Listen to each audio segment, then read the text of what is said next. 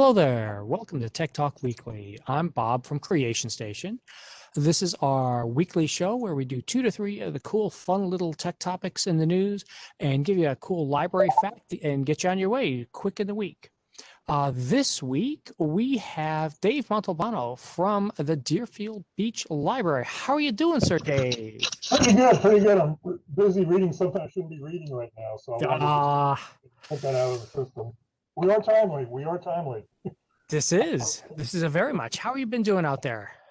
Pretty good, actually. We're holding down the fort. I'm up here at Deerfield Beach Percy White, so we're the northernmost library in Broward County, and we've been busy. Our computers are at full capacity right now. Good. Circulation numbers are pretty good. Our staff numbers are pretty good. So, aside from wearing masks and keeping social distance and everything, we're actually doing pretty good. So Nice. if we had a Excellent. normal Excellent. season, Excellent. it would be Yeah. good. Yeah. And it's getting up there. And I wonder just being the northern library for the system, how much colder you are there than we are down here at Main Library.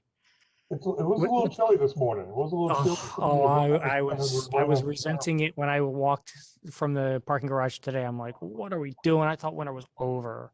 That was just a mess. The reason Uh, why mine was laying on the floor. So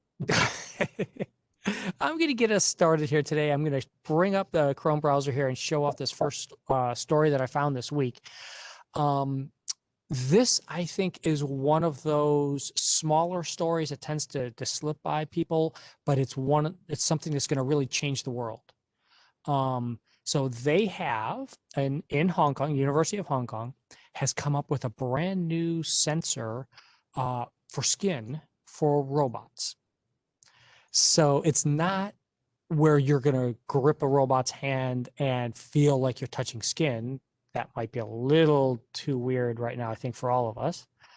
But this actually takes their skin, takes the hand, and mimics what human flesh can do. Did you get a chance to watch any of these videos, Dave? yeah, it was just so amazing. Yeah, You watch Star Wars, and, you see Luke Skywalker. Everyone's getting their hands chopped off, and 10 exactly. years ago they got a new one put on. But this to me was And just so totally amazing. It's totally yeah, amazing. the doing the needle threading was really interesting. Being able to like doing threading needles and all those things. But this one here, I think, really highlights. It's a really short one. Um, Highlights exactly just what they mean by your human touch, because you can pick up a bottle. And no, it's not going to crush the bottle. It's not the strong robotic hand that's about to break the bottle, but your hand can react and keep the bottle in its fingers because it knows as the weight adjusts. Whereas previously, without these sensors, they couldn't do that in any of those. And I just was like, wow, that is just, this is those missing link things that the everyday person like me doesn't really think about as much, but the scientists are out there saying, wait, this is the problem we have to solve so we can actually use robots in the regular world on a regular basis. It's funny because I was reading through that article, and it took me back. And I haven't taken a physics class since the last century. And I'm running across things like the decoupling and decomposing and stuff. And all I can say is, wow, I need to watch more Big Bang Theory and listen to Sheldon Leonard Yeah, it is. because the technology, algorithms and stuff, has just blew me away. Yeah, it's just some of the stuff that's in this thing. And by the way, for everybody, we started putting these shows up on Facebook, accompanying links to all of the articles, because I know you're not able to click on the links when you see them in our chat here. So we'll do that. And also, today's the first episode. We should have full transcript of how we're speaking and doing things. We're going to find out how that works when we post tomorrow morning. The next article that I found this week that I thought wasn't a fun, this is one of my fun things that I was just like, this is really cool. So it turns out stamps are something that's been around for a long time, but not everybody used them for whatever reason. And so people would lock a letter. You'd fold up a letter and you would cut special little slits in them. There's some pictures down below of exactly what these little slits would look like, how these things would be folded up and pushed together. And then you would seal it with your wax. And the recipient would know if someone messed with their letter because you couldn't undo it without tearing it. And I was like, okay, that's a really nice little thing. That's fun. Well, these researchers took this letter and using X-rays, separated it out to be able to read the full letter by just doing, those micron scans with an X-ray to find out everything that was in it. And they've got 300 of these to play with now from some museum in Copenhagen. I was just like, wow.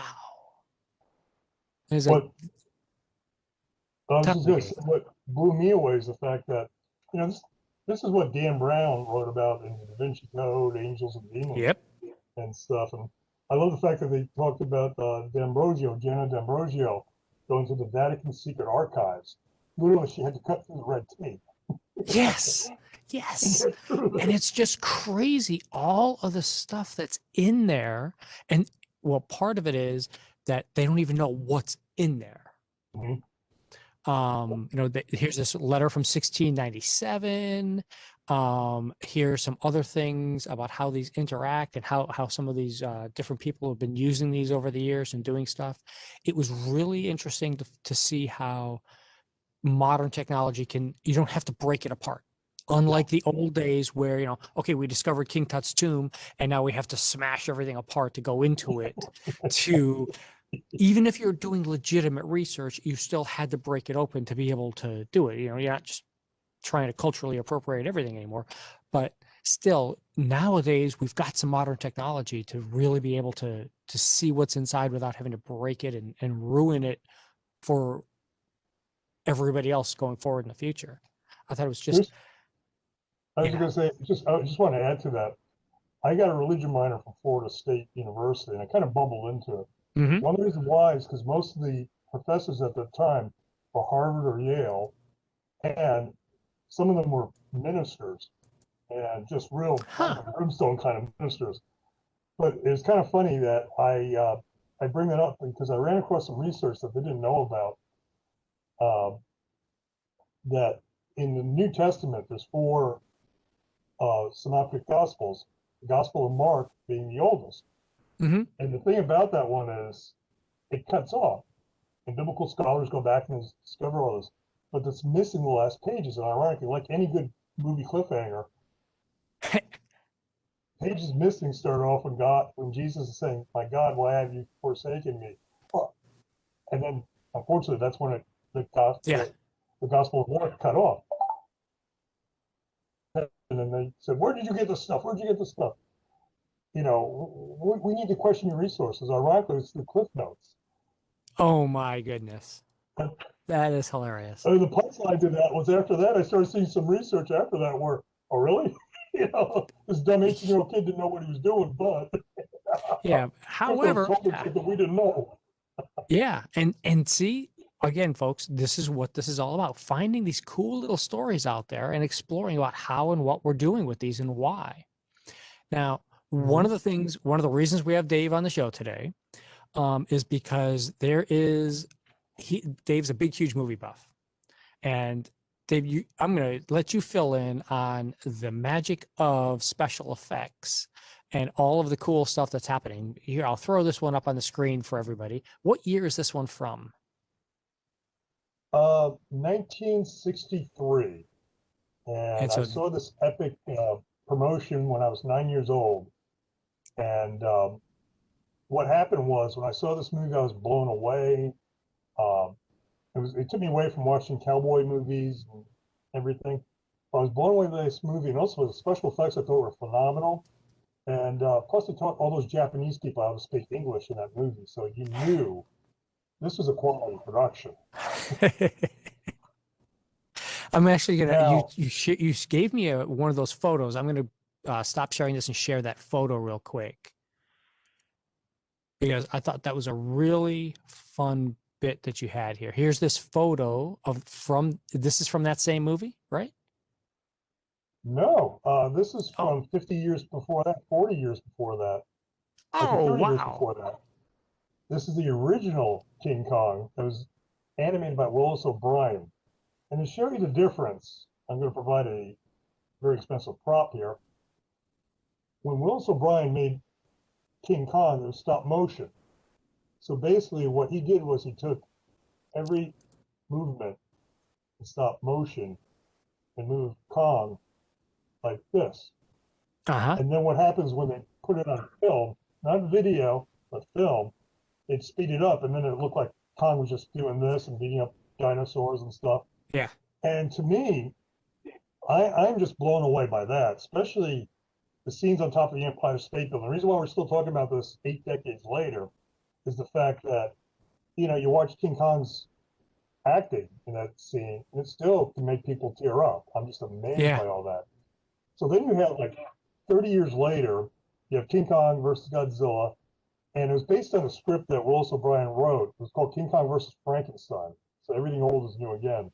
So they said, oh, let's change Godzilla for Frankenstein, and then Willis O'Brien died.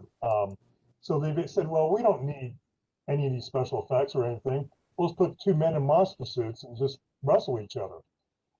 And what cracks me up is that the movie still holds up. I've screened it for library programs with phenomenal responses.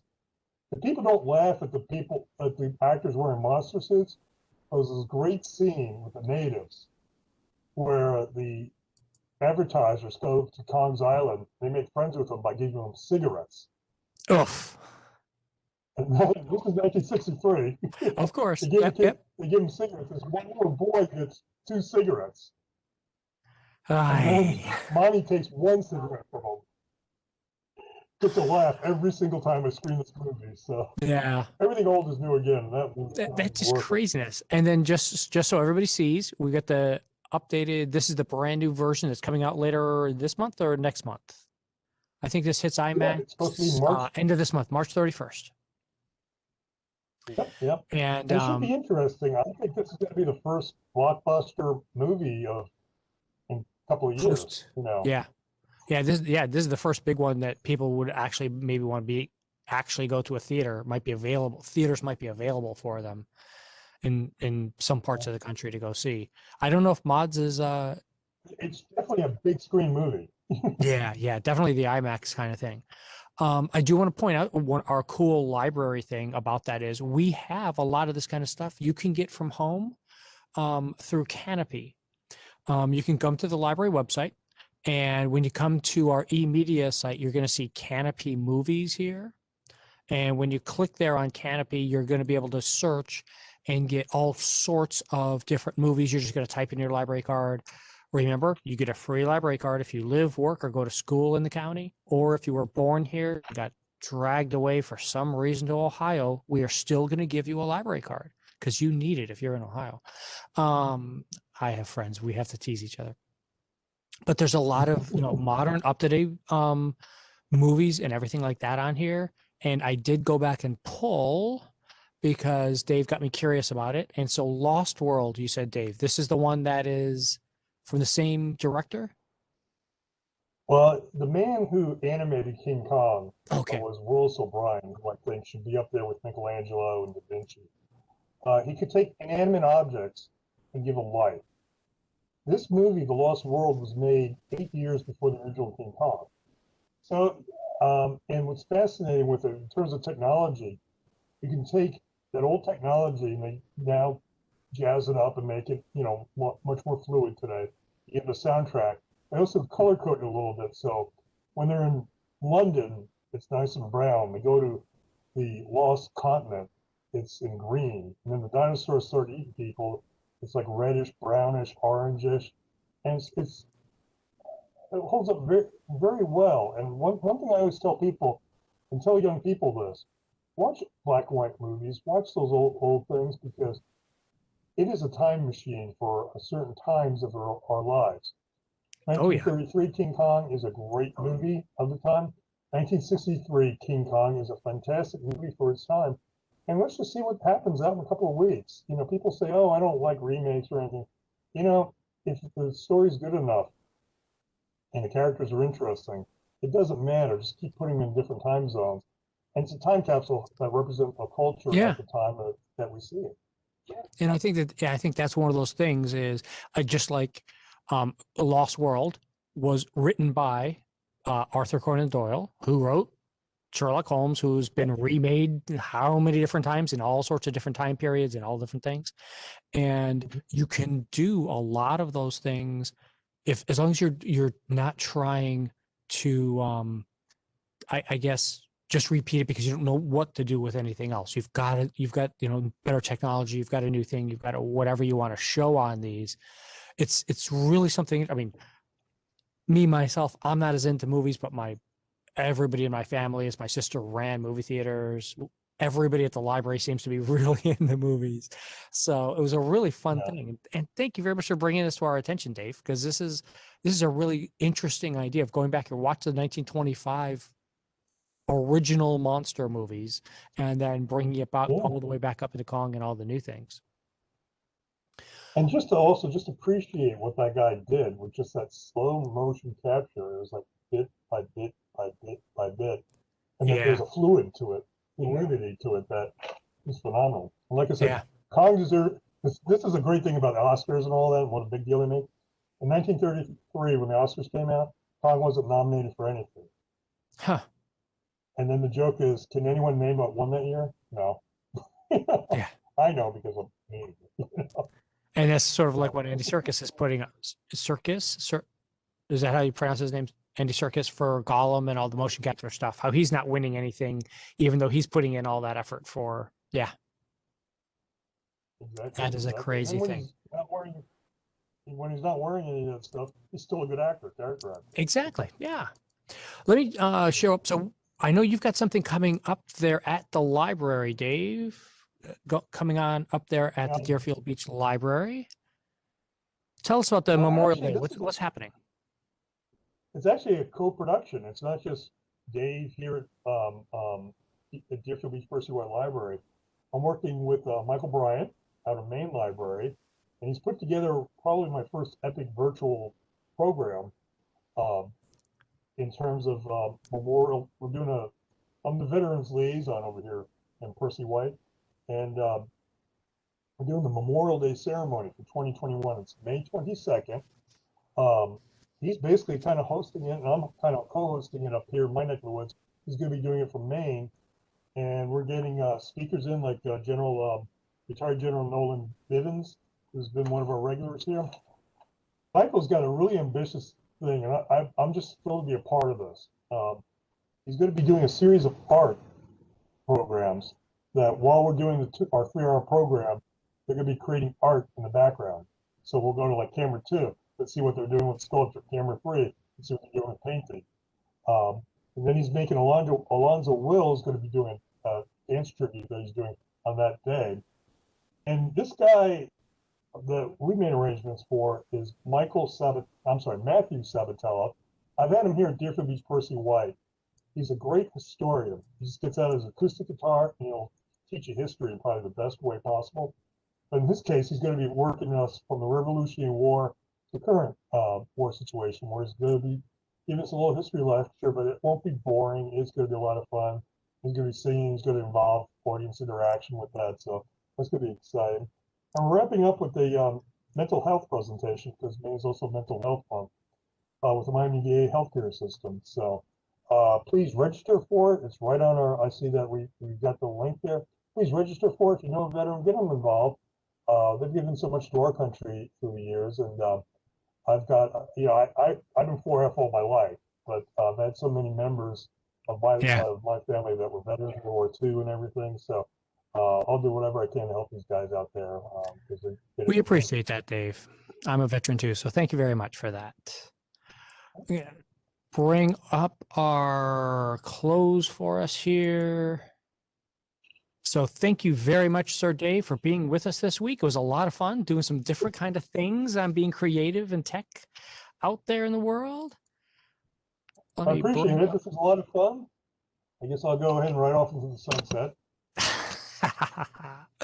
And thank you again, everybody, for being here for Tech Talk Weekly. Remember, if you want to see your local library or a favorite librarian featured, Creation Station at Broward.org. Get us to us, and we'll try and get them on the air. Or if you find a story, just email it to us, and we'll try and feature them this week. Have a great week, and we'll see you all soon.